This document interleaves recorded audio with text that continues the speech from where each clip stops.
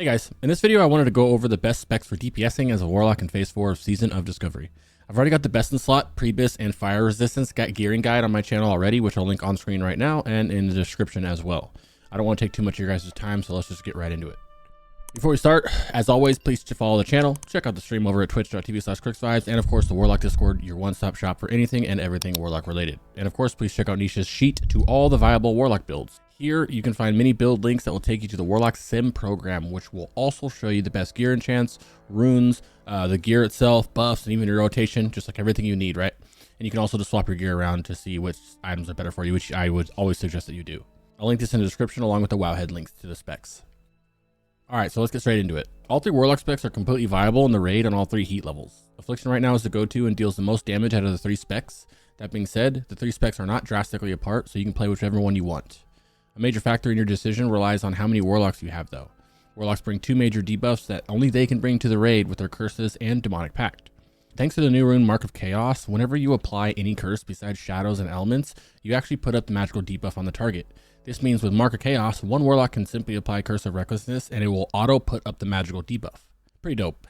Not only that, but we also have Demonic Pact, which is needed since this will greatly buff the spell power of your raid.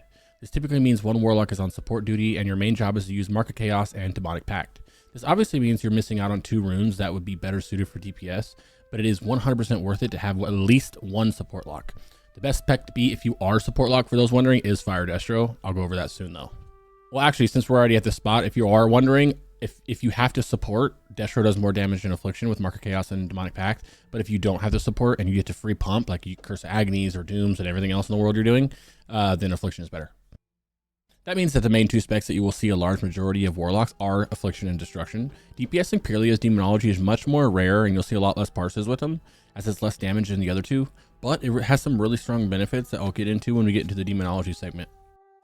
As for Affliction, this is the go-to spec. It's pretty straightforward, picking up all the talents to add damage to your dots, right? This is pretty self-explanatory, so I won't go over every talent, but you can easily see why you do not need talents like Improved Drain Soul, Improved Curse of Weakness, Curse of Exhaustion, Fell Concentration, Dark Pact, and stuff like that. The rest of the points go into the Destruction tree to greatly enhance the damage of your Shadow Bolts. Improved Shadow Bolt, which will increase the shadow damage on the boss by 20% for any Warlock crits with a Shadow Bolt. Bane will reduce the cast time of your Shadow Bolts by a half a second. Devastation gives you 5% crit from your destruction spells, i.e. Shadow Bolt and Shadow Burn. 2 points into Improved Imp and Destructive Reach to both buff your Imp and to extend the range of your Destro spells, which is really nice as Affliction because you get to take Grimm's Reach in the Affliction tree. So if you take Destructive Reach, you have the same casting range on your dots and your Shadow Bolts. Your last point is for Ruin, which will increase the critical strike damage of your destruction spells by 100%. Like I said, pretty self-explanatory on the build since there's not too many flex points or options even worth the points outside of this. As for runes, you want Pandemic for your head runes so your dots crit. Master Channeler in your chest runes, since with it, Drain Life does a crazy amount of damage, plus all the self-healing you can get from it can be extremely helpful when life tapping and whatnot. Unstable Affliction is the only option for your Bracer rune, and for some reason if you did not know already, do not try to use Immolation Aura because it is changed and it only procs when you take melee damage. I know most of you know that, but just in case. Soul Siphon is the best option for Cloak runes and the only one that fits Affliction. Decimation is for Destro and Infernal Armor is for tanks. Haunt is the only option for your glove rune. We do use Shadow Bolt Volley on some fights and on some trash, so I like to keep an extra pair of gloves that have Shadow Bolt Volley on it so I can easily swap back and forth without having to actually re-engrave my gloves over and over again. Shadow and Flame is the best option for your belt rune. Grimoire Synergy was nerfed a while back and there's no point in using it since Shadow and Flame is the same 10% damage but much more uptime. You have a couple choices for your leg runes, one's for support, one's for DPS. The best option for pure DPS as Affliction is Everlasting Affliction. However, like I said, if you're the only Warlock in the raid, then you should 1,000,000% be using Demonic Pact to get that powerful spell power buff to your raid. Your boot rune is just like your leg rune, where you have one that's for pure DPS, which is Shadow Flame, and Mark of Chaos is your support, okay? Once again, if you're the only Warlock, then you must use Mark of Support, or you are super giga trolling. If you're not on support duty, then Shadow Flame is by far the best option after its huge buff going into Phase 4.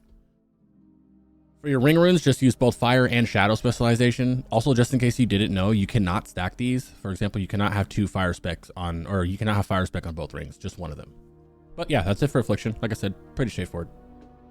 Now for Destruction. I've got two builds for Destro. The left side is for support Destro locks, and the right side is for non-support Destro locks, meaning you're free to blast. Like I mentioned before, Destro is slightly behind Affliction for pure damage, but it is more damage than Affliction if you are stuck as the support Warlock using Mark of Chaos and Demonic Pact, which you'll also notice are the only two rune differences between the two specs.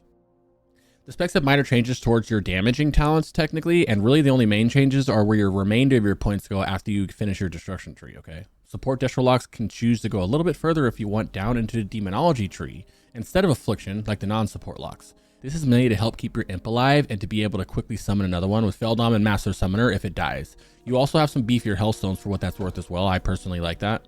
In terms of talents, both of these specs are pretty close to each other, like I said, in terms of damage, with the major differences in damage coming from having to use support runes like Marker Chaos and Demonic Pact. A massive factor to the non-support Destro builds is Arcanite Dragonlings.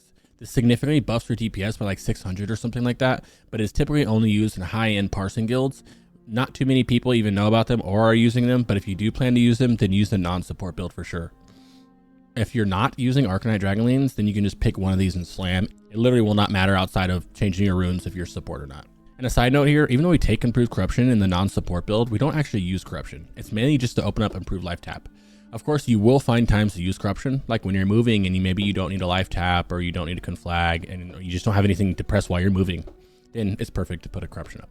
As for the Destro runes, you want Backdraft for your helm to get that 30% haste. Decimation is for your cloak rune. This is the only option for Destro locks and is also our execute ability. Just make sure you get a weak order to track it. You can also hear like a faint sound when it procs too, so you can kind of keep an ear and an eye out for it.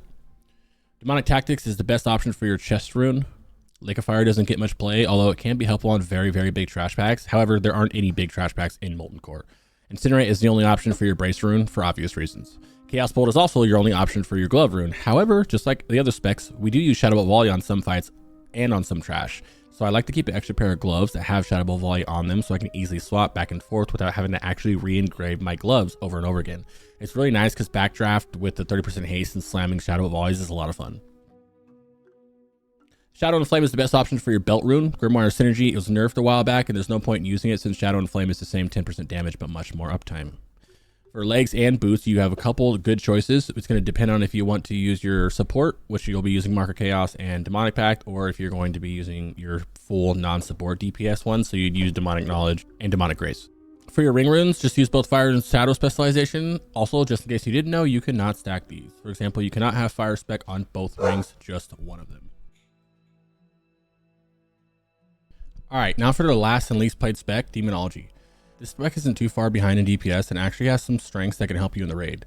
The main benefit that Demonology has is that you get to use your Felguard rather than your Imp, which can be nice because right now us Warlocks have major issues with pets, mainly our Imp since that's the one that we use, and the Imp is dying to multiple things in the raid. However, your Felguard is super tanky and will live through most of it.